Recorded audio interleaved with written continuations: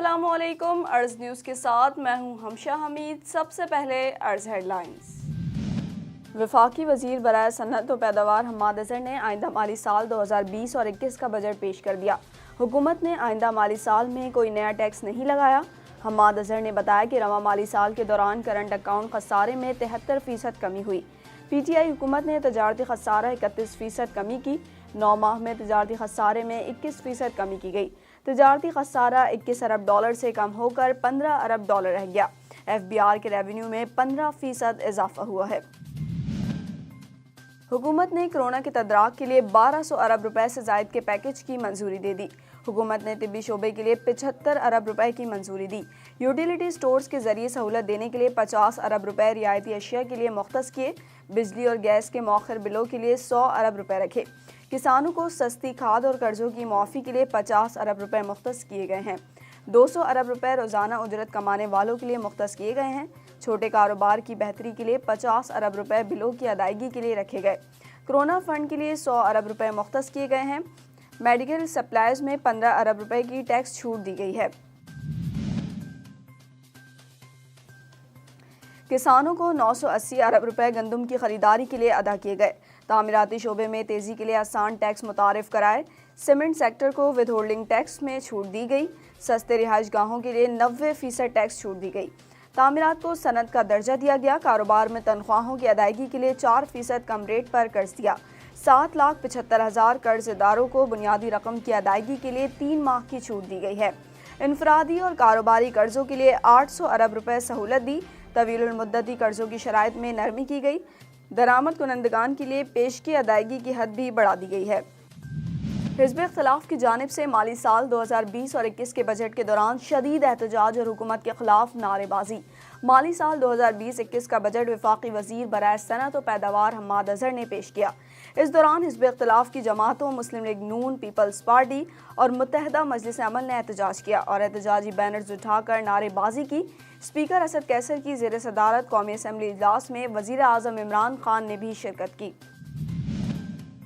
वज़ीर आज़म इमरान खान का कल के बजाय आज लाहौर पहुंचने का इम्कान, जहां वो काबीना के खुसूसी इजलास की सदारत करेंगे।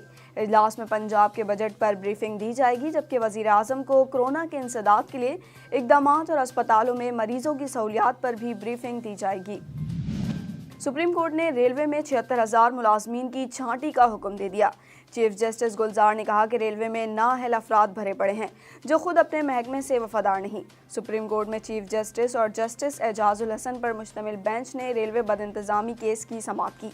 चीफ जस्टिस ने कहा कि रेलवे बदतरीन हाल में पहुंच चुकी है। हर हफ्ते एक हादसा हो जाता है और इन हादसात के नतीजे में बड़ा जानी और माली नुकसान होता है। मुल्क में अब तक कोरोना से मजीद 70 अफराद इंतकाल कर गए, जिसके बाद अमवात की मजमूई तादाद 2,480 हो गई, जबकि नए केसेस सामने आने के बाद मरीजों की तादाद 1,28,361 तक जा पहुंची। अब तक पंजाब में कोरोना से 890 और सिंध में 797 अफराद इंतकाल कर चुके हैं, जबकि खैबर पख्तूनख्वा में 432 अफराद जाँ भाग हो चुके हैं। इसके अलावा बलूचिस्तान में 75, इस्लामाबाद में 65, गिलगित बल्तिस्तान में 15 और आज़ाद कश्मीर में मोहलिक वायरस से 10 अफराद जाँ भाग हो चुके हैं।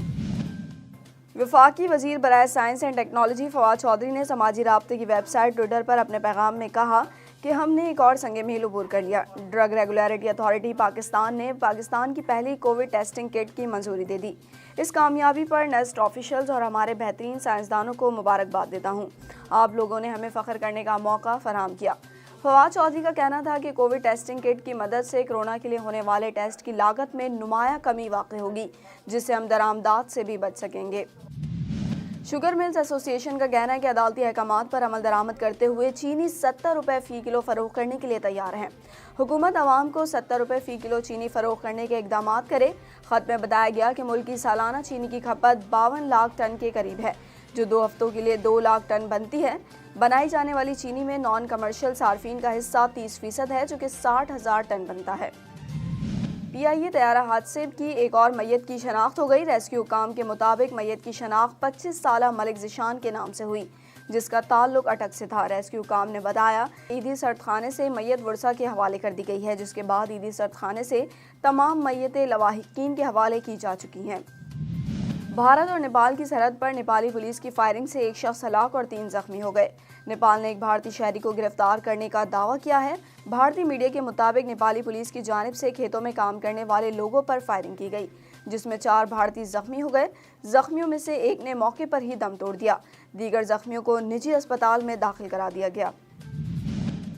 चीफ सेलेक्टर और हेड कोच मिसबाउल हक का कहना है कि कोविड-19 की वजह से मौजूदा सूरत हाल मुश्किल है और कई चैलेंजेस दरपेश हैं। मिसबाउल हक ने वीडियो लिंक पर दौरा इंग्लैंड के लिए 29 खिलाड़ियों के ऐलान के बाद मीडिया से गुफ्तगू की और कहा कि कोविड-19 की वजह से पैदा होने वाले हालात को सब समझ रहे हैं, क्योंकि इर्द गिर्द अब ऐसा माहौल हो चुका है कि सबको खुद से भी अपने आप को समझाना है कि किसी का भी कोविड-19 टेस्ट पॉजिटिव आ सकता है या इसमें अलामात हो सकती हैं। इस हवाले से खिलाड़ी दिमागी तौर पर मजबूत हैं और उनसे गाहे बगाहे बातचीत होती रहती है, जबकि मेडिकल स्टाफ भी उनसे राब्ते में है।